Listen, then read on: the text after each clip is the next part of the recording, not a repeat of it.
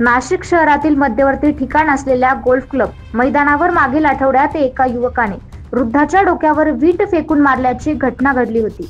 त्यामुळे या ठिकाणी जॉगिंगसाठी आलेल्या ज्येष्ठ नागरिक आणि महिलांच्या सुरक्षेचा प्रश्न ऐरणीवर आला होता। या मैदानावर सकाळी आणि सायंकाळी जॉगिंग करण्यासाठी ज्येष्ठ नागरिक आणि महिला मुली नेहमीच येत असतात।